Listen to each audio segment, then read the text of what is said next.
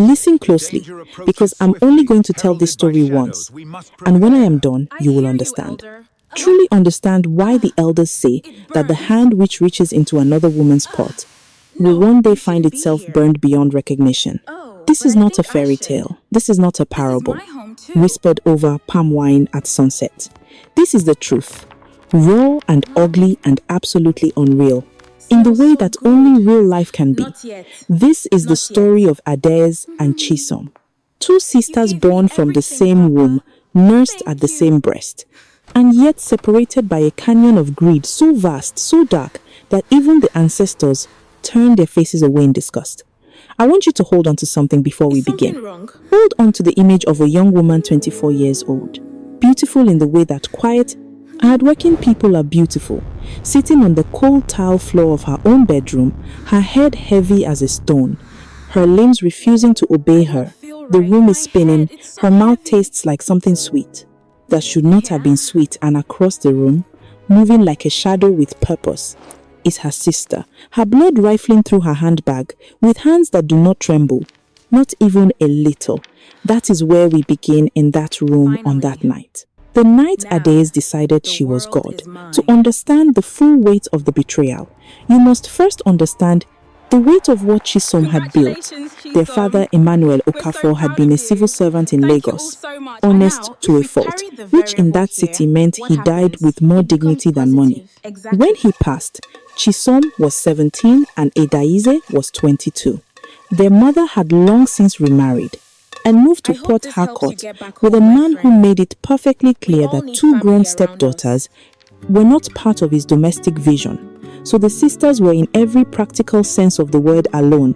Adaeze, the elder, had always been the kind of woman who could spot an opportunity from 100 meters and sprint toward it. Without looking back, she was sharp-tongued, restless, and possessed of that particular hunger that poverty carves into certain people, not the hunger that humbles, but the hunger that hardens. She watched the world with calculating eyes. Always measuring, always tallying, she enrolled in a nursing program. Not out of compassion, but out of strategy. Nurses could travel. Nurses had portable skills. Nurses could disappear into a better life, somewhere far away from the dust and the hustle of a city that had never loved her back. Chisom was different. Chisom was the kind of person who stayed. She had finished secondary school with distinction and earned a partial scholarship to study accounting at the University of Lagos. While Adaeze calculated exit routes, Chisom calculated ledgers. She tutored students on weekends to pay her remaining fees. She cooked for both of them on a kerosene stove in their two-room apartment in Yaba, making something out of the nothing their father had left behind. She sent small amounts of money to their mother, even to a woman who had essentially abandoned them, because that was simply who Chisom was. She was the kind of good that people take for granted, because it never announces itself. And it was precisely that goodness, that quiet, undefended goodness, that Adaeze would eventually sharpen into a weapon and use against her for several years. An uneasy equilibrium held between them. Adaeze worked double shifts at a private clinic in Victoria Island. Chisom graduated and found work at a mid-sized accounting firm in Ikeja. They shared expenses, shared the apartment, shared a surface-level sisterhood that felt functional, if not particularly warm. Adaeze had always treated Chisom with a subtle condescension, the older sister who believed she was carrying, in the younger one, never quite acknowledging that the younger one was quietly carrying just as much, if not more. Then came the visa. Then came Mr. Kofi Mensah Boateng. And everything broke open like a rotten mango. Kofi Mensah Boateng was Ghanaian, 53 years old, and by any reasonable metric extraordinarily wealthy. His family had built a commodity trading empire that stretched from Accra to Dubai, and he had personally expanded it into logistics and real estate. He was not particularly tall or particularly handsome, but he moved through rooms the way money moves, quietly. And with absolute authority, he had been married twice, both times to women who had underestimated the cost of his lifestyle, and he was at the time our story pivot very deliberately looking for a third wife. Not for love. Kofi had stopped believing in love. Somewhere around his 45th birthday. But for partnership, for presentation, for a woman intelligent enough to sit beside him at business dinners and not embarrass the family name, he had come to Lagos for a conference and had been introduced to Chisom through a mutual professional contact. She had impressed him not with performance, but with substance. She spoke calmly and precisely about financial structures in ways that made him lean forward. In his chair, she was not trying to impress him, which paradoxically impressed him enormously. He asked for her contact. She gave it without any particular excitement. He called, they had dinner, then another dinner, then a third within 4 months.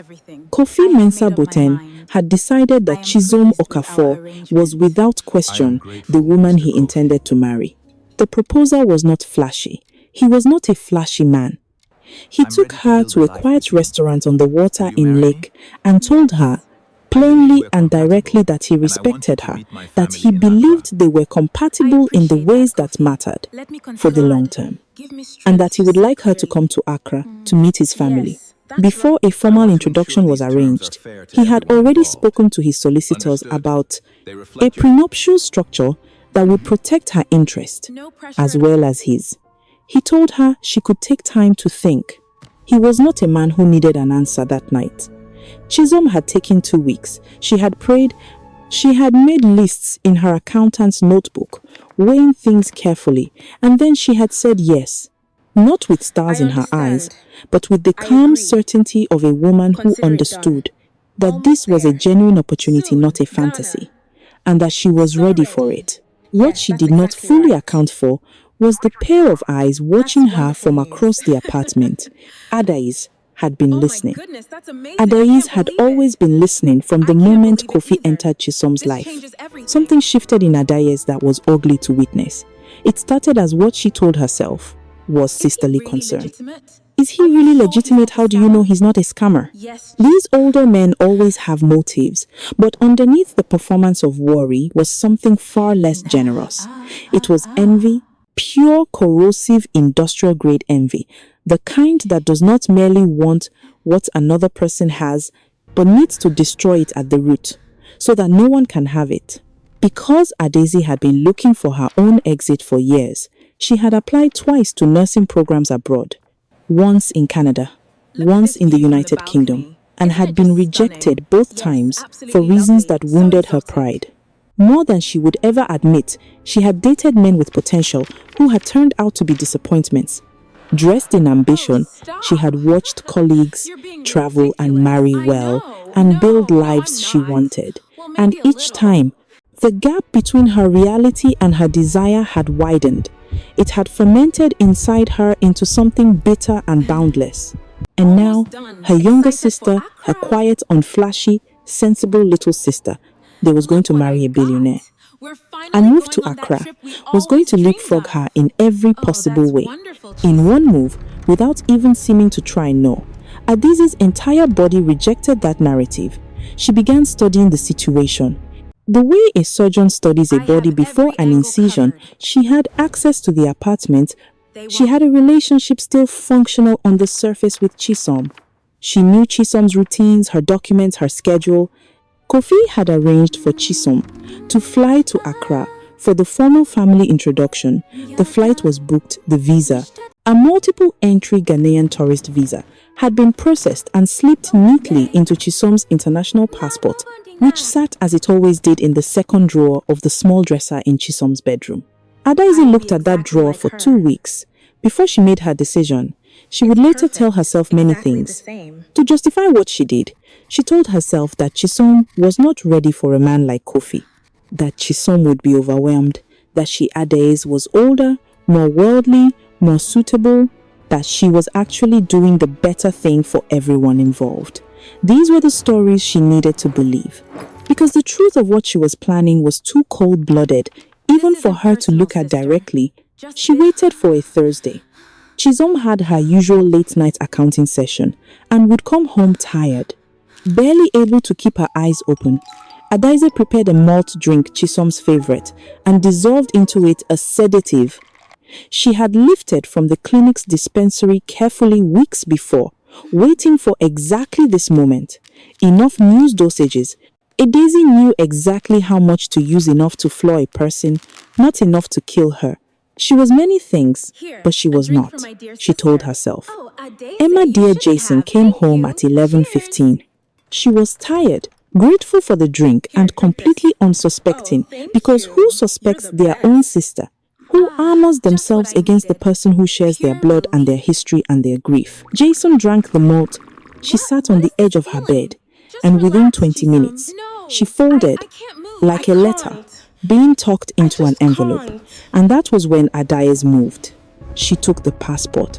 She took the visa documents, the flight itinerary, the printed confirmation from Kofi's family, PA, about the schedule of events. She had already in the preceding weeks, quietly and methodically, ensured that her own physical resemblance to Chisom, and it was considerable, people had always commented on how similar they looked, was maximized. She had worn her hair the same way. She had studied Chisom's signature until she could replicate it without pausing. She packed her most beautiful things. She booked herself a taxi to the airport for 4 in the morning. She stood over her unconscious sister for a long moment, and what passed across her face in that moment, I cannot tell you because I do not believe it was remorse. And then she walked out. She did not leave a note. She turned off Chisom's phone so that the morning alarms would not wake her and alert anyone that something was wrong. She wanted as many hours of head start as possible. She did not think about what Chisom would face when she woke, the confusion, the terror, the scramble to explain to Kofi's people that there had been some terrible mistake, the humiliation of it. She did not think about it because she had decided Chisom was collateral, her own sister collateral at 4:15 inches the morning. Adaize Okafor walked through the departures terminal at Murtala Mohammed International Airport, carrying her sister's identity, her sister's future, and a heart that had apparently been hollowed out and replaced with pure undiluted calculation.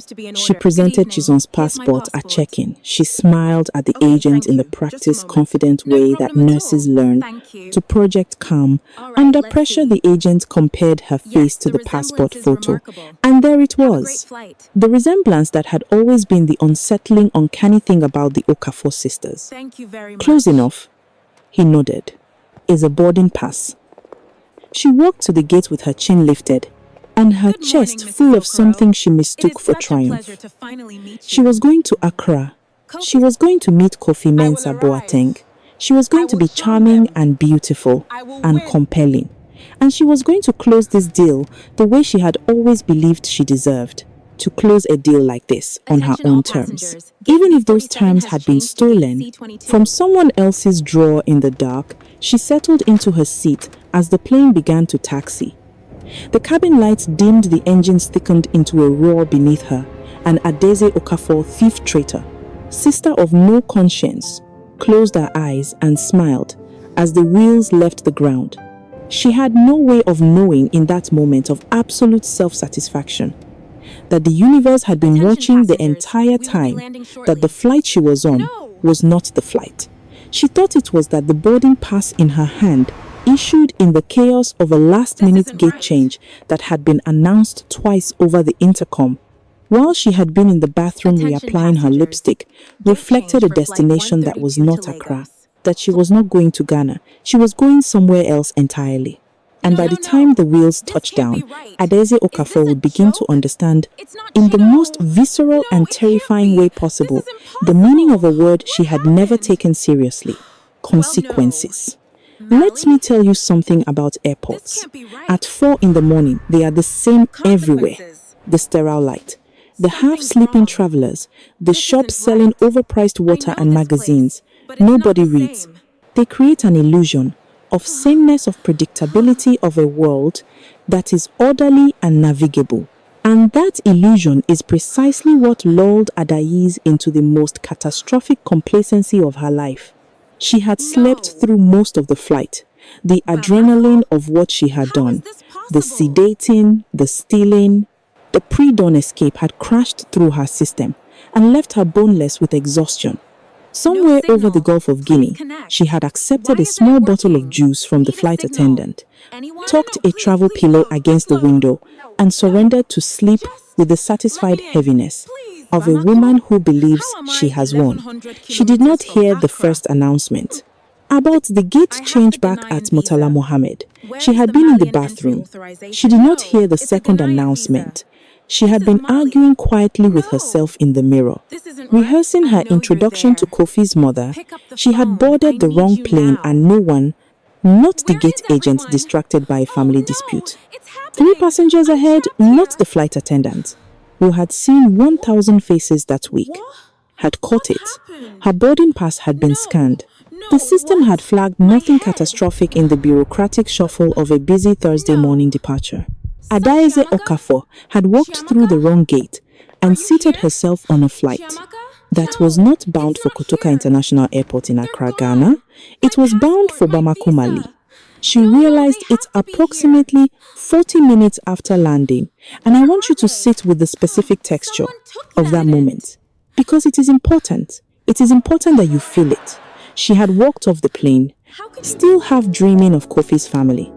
Compound of the introduction dinner, of the way she would smile and speak, and make herself indispensable. She had walked through the jet bridge with her carry-on rolling behind her, her back straight, her chin up her entire body, still performing the role of a woman arriving at her destiny. And then she had looked up at the arrivals board. Bienvenue à l'aéroport international Modibo Keita. Welcome to Modibo Keita International Airport. She stood very still. The crowds moved around her. Someone bumped her shoulder and kept walking. The board did not change the words, did not rearrange themselves into something more convenient. She pulled out her phone. She saw the itinerary was in her bag, but her own phone, her real phone, and stared at the screen. No data. Her Nigerian SIM. It was not connecting to any local network. She scrambled for the airport Wi-Fi. It was slow, brutally slow, the kind of slow that feels personal. When it finally loaded, she confirmed what the board had already told her. She was in Bamako. She was in Mali. She was 11 kilometers from Accra. She was carrying her sister's passport. She had a Ghanaian tourist visa, valid for Ghana, issued for Ghana, useless in Mali. She had no Malian visa. She had no entry authorization of any kind for the country she was now standing inside. And somewhere across the city, Kofi Mensah Bote's family, PA, was calling Chisom's phone. The phone Adais had turned off, left on the bedside table, next to an unconscious woman to confirm arrival details for an introduction dinner that was supposed to begin in 6 hours. For the first time in perhaps her entire adult life, Adaeze Okafor felt the ground dissolve beneath her feet. But let us leave her there, just for a moment, standing in that arrivals hall, with her beautiful carry-on and her stolen documents and her crumbling plan. Let us leave her there because we owe it to Chisom to go back and witness what she walked into when she opened her eyes. Chisom woke at 11. 47 inches the morning, the first thing she felt was the particular wrongness of her own body. Heavy slow, a headache pressing behind her eyes like a fist. The second thing she felt was the silence. The apartment was empty, in a way that had a texture to it, a deliberate, undeniable emptiness. The third thing she felt, and this one came slowly, like cold water rising, was the absence. She went to her drawer. She checked under her pillow on her desk. In her bag, she checked twice. Then, 3 times then, she sat down on the floor of her own bedroom and understood her passport was gone. And her visa was gone, her flight documents were gone, her sister was gone. The realization did not come all at once. It came in stages, each one worse than the last. Each one stripping away another layer of the story she had been telling herself. About who her sister was. She went through denial. There must be an explanation. And bargaining. Maybe Adaiza took them for safekeeping, and then she arrived at the truth. She arrived at it when she found the empty blister pack of sedatives tucked behind the kerosene stove, pushed far back in the way that someone pushes something they do not want, found, but cannot quite bring themselves to destroy. She sat with that evidence in her hand for a long time. Then Chisom Okafor did something that would have surprised anyone who had only ever seen her as the quiet one. To the patient, the one who absorbed and endured, she stood up, washed her face, made herself a cup of tea, and thought with absolute precision about what needed to happen next. Not frantically, not hysterically, but the cold, structured clarity of a woman who has spent her career making sense of complicated numbers under pressure. She called Kofi directly, not his PA, not through intermediaries. She called him. She told him the truth. All of it. She did not soften it or dress it up or protect Adais from it. She told him about the sedative, about the missing documents, about the sister who had watched his courtship of her and decided to reach out and take what she had not been offered. She spoke for 12 minutes. Kofi said very little. When she finished, there was a silence. And then he said, "Stay where you are." "I'm sending someone." He sent his head of security and a Lagos-based solicitor to Chisom's apartment. Within 4 hours, he called his contacts at the Nigerian Immigration Service. He called his own lawyers in Accra. He had the kind of money that transforms logistics into immediate action, and he deployed it without hesitation. But before any of that machinery fully engaged, before the lawyers and the security and the formal processes, something smaller and more human happened. Kofi got back on the phone with Chisom and he said, "I need you to know that whoever arrives in Accra today is not who I am expecting. And I need you to know that I am not confused about who I chose." Chisom held the phone for a moment after he said that. And for the first time since she had woken on her bedroom floor, she allowed herself to cry. Not from devastation, from relief, from the profound, staggering relief of being seen clearly by someone when the person you shared blood with had looked straight at you and chosen to treat you as a stepping stone. She cried for exactly 4 minutes. Then she stopped, dried her face, and went back to work. Now let us return to Adais, because this is where the story earns its name. Immigration officials at Bamako's Modibo Keita Airport were not. It turned out particularly interested in the story of a Nigerian woman carrying a Ghanaian tourist visa who had arrived in Mali without documentation, without pre-authorization, and without a plausible explanation that did not collapse under the first 3 questions. Adais had tried, she had performed. Come, she had smiled. In the way she smiled at difficult clinic supervisors, she had explained in English, then in fractured French, then in desperate English again, that there had been a terrible mistake, that she had boarded the wrong flight, that she was supposed to be in Accra, the immigration officer, a compact woman in a spotless uniform, with the patient expression of someone who has heard every story at least twice, had looked at the Nigerian passport, looked at the Ghanaian visa, looked at Adais, and said in very measured French accented English, "This document does not authorize entry into Mali. You will need to come with us." She was taken to a holding area. It was not a cell. Precisely, it was a room with plastic chairs and fluorescent lighting and a window that looked out onto a service road. There were 3 other people in it. A man asleep under a windbreaker. A woman arguing quietly on a phone. In a language Adais did not recognize, and a teenage boy staring at nothing. Adais sat down in a plastic chair with her beautiful carry-on between her feet and her beautiful plants disintegrating around her, and she began to understand the particular cruelty of being trapped in the machinery of bureaucracy, without money, without connections, without anyone in the world who knew where she was, except for the one person in the world who had every reason not to help her. She tried to call Kofi. She had memorized his number from Chisom's phone, having spent weeks casually, calculatedly, memorizing things that belonged to her sister. If the call connected, it rang 5 times. Then a man's voice answered, not Kofi, but someone working for Kofi, and said with the professional neutrality of someone who had been briefed, "Mr. Mensah Burton is not available for this number." She tried again, the same voice, the same neutrality. She understood then that she had been identified, that Chisom had called, that the machinery on the other end had already closed its gates against her. She sat in the plastic chair in the holding room in Bamako, and felt the architecture of her plan collapse in real time, beam by beam.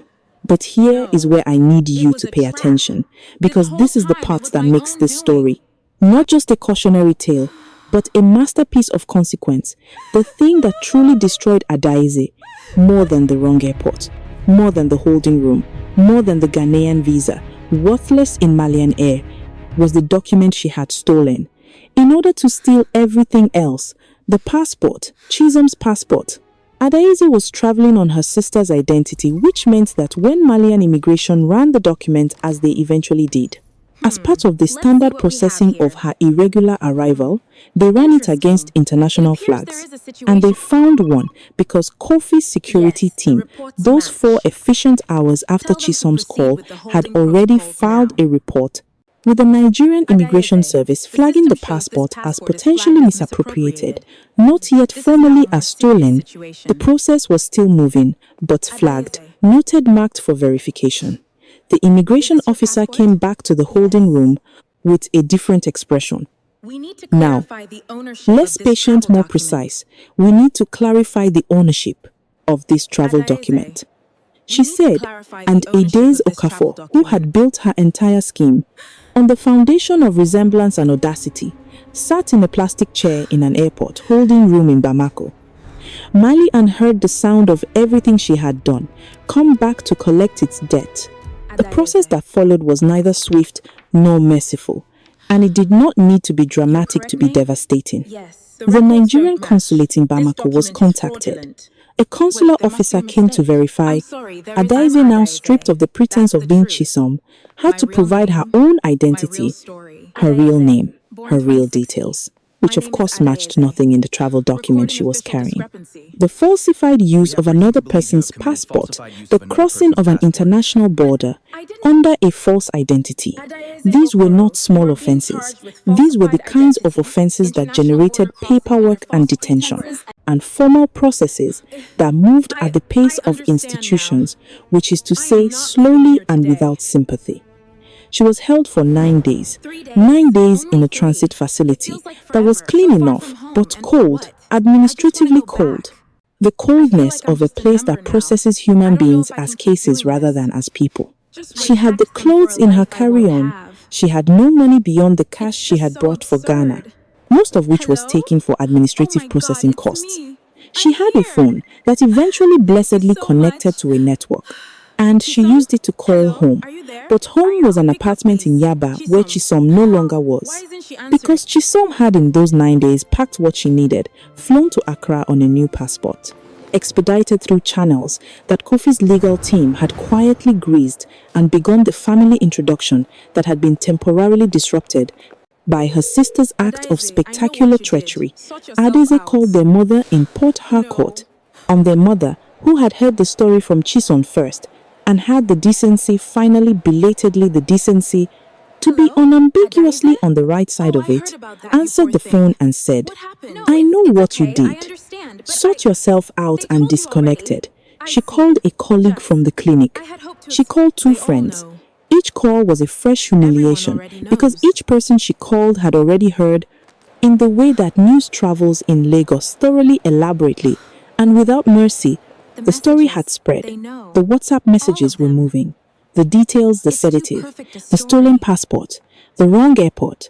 The holding room in Bamako were being passed from phone to phone across the city with the gleeful velocity of a story that was too perfectly shaped to stay private.